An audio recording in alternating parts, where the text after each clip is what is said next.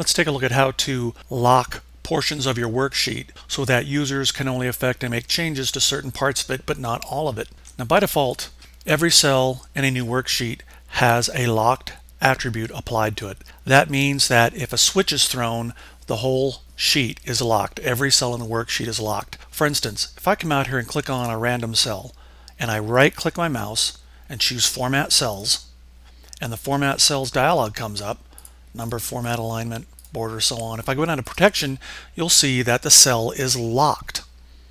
Even if you go to another cell randomly, it doesn't matter which one. Go to Format Cells, you'll see that it's locked. Well, people say, well, if it's locked, how come I'm able to type stuff in there?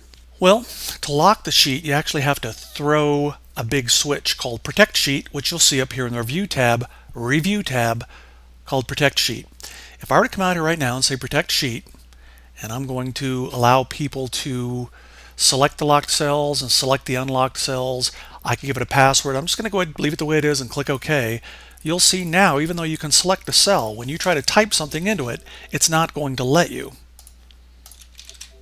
because every cell has a locked attribute, and when I throw that switch, it locks the whole sheet. I'm going to come out and unprotect this, and now I can go back and edit the cells as I wish. What I'd like to do is come out here and set this thing up so that only allow the users to make changes to this part of the worksheet. Everything else is going to be locked. I'll start by coming out here. I'm going to select this total column. I'm going to hold down my Alt key, press the equals key, and it should automatically total those up. I want this to be locked, the labels to be locked. They can't mess with the formulas of the labels. They just are allowed to change the data in this block. So the first step, you want to come out here and select the cells. If you have others, you can hold down the Control key as well if you'd like. But I'm just going to select this block right here, and I'm going to go right-click like I did before and choose Format Cells.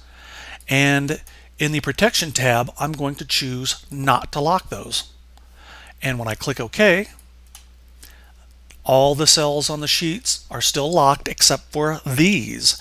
So when I come out here and click on Protect Sheet, and I can give it a password if I'd like, I'm just going to go ahead and click OK. Now if anybody comes out and tries to make a change